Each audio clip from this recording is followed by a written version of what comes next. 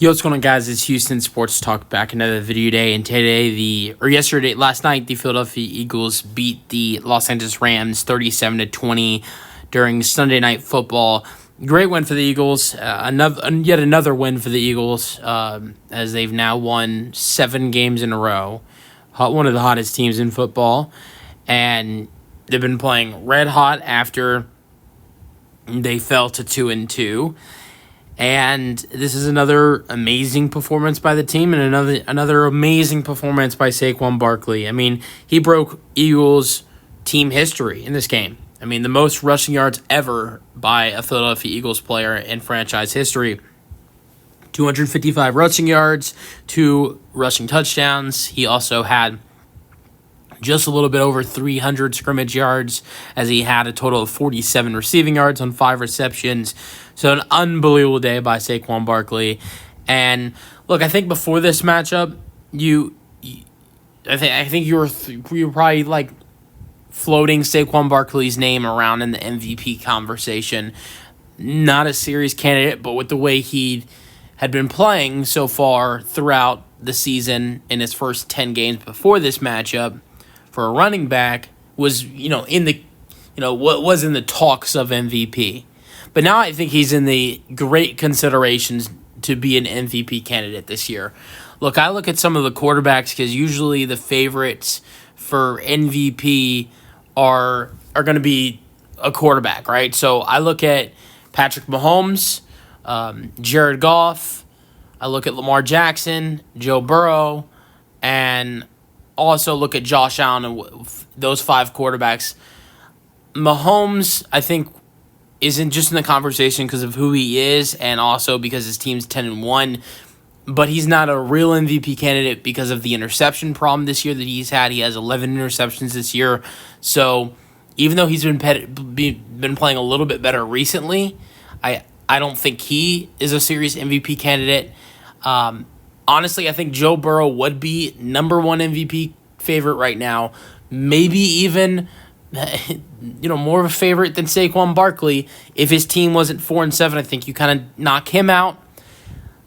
Jared Goff, same thing with Patrick Mahomes. Jared Goff and his team are great. They're 10-1. He has been throwing a bunch of touchdown passes and a bunch of yards, but the interceptions, I think, also can hurt him as well. 9 picks this year through 5 in one game.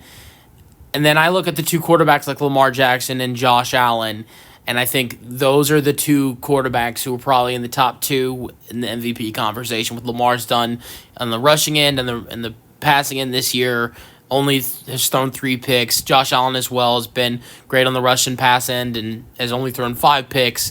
So I think those are 2 top MVP candidates. And I mentioned Jared Goff, Joe Burrow, and Patrick Mahomes, but I think right with those 2 guys, Lamar Jackson, Josh Allen, is Saquon Barkley in the MVP consideration.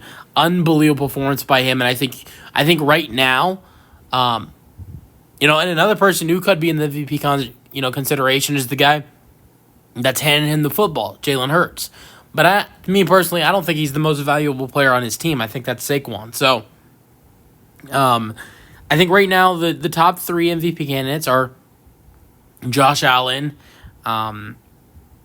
Lamar Jackson, and Saquon Barkley, and then outside looking in, you got Joe Burrow, Jared Goff, and Patrick Mahomes.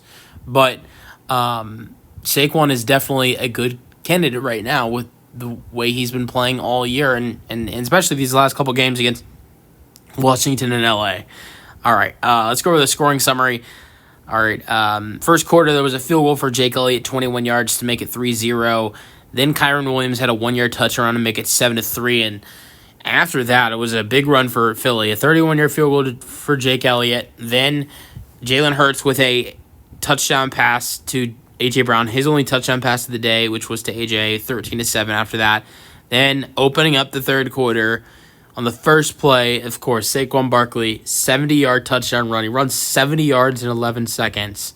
20-7 after that. Matthew Stafford does manage to throw a 2-yard touchdown pass to Marcus Robinson after the score by Barkley, so the Rams match it right back. But what do the Eagles do? Match that score. Kenneth Gainwell with a 13-yard touchdown run. It's 27-14. Fourth quarter, Jake Elliott makes a 26-yarder. All short kicks for Jake Elliott today, 30-14. And then Saquon Barkley with another 70-yard touchdown run, 72-yard touchdown rush for Barkley, 37-14. And then Matthew Stafford would throw a 27-yard touchdown pass to Cooper Kupp. 2-point conversion would fail, and it's 37-20. Game leaders, Jalen Hurts, 15 for 22, 179 passing yards, 1 passing touchdown. Stafford, 24 for 36, 243 passing yards, and 2 touchdowns. Barkley, 26 carries, 255 rushing yards, 2 touchdowns. Kyren Williams had a great day, but he looks like his performance looks like a terrible performance compared to his opponent. Williams was good, though, 16 carries, 72 rushing yards, and a touchdown. A.J. Brown, although it was a big rushing day for Hurts and Barkley, Brown still managed to have 110 receiving yards and a touchdown. Puka Nacua had 9 receptions for 117 receiving yards. Great day for Puka Nacua. Stafford, very rare for Matthew Stafford. He ran for 15 yards, but still was outran by his opponent, 12 carries and 39 rushing yards for Hurts. Kenneth Gainwell had 5 carries for 22 rushing yards and a TD. Cooper Kupp had 8 receptions for 60 receiving yards and a touchdown. Tutu Atwell had 3 receptions for 30 receiving yards, and Demarcus Robinson had 2 receptions for 15 receiving yards and a touchdown.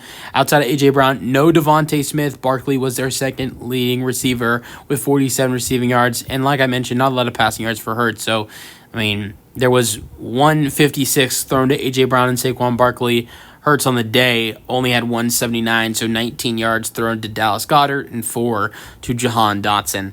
That was really it in this game. Let me know your thoughts on the Eagles' 37-20 win on Sunday Night Football in the comment section, and peace out.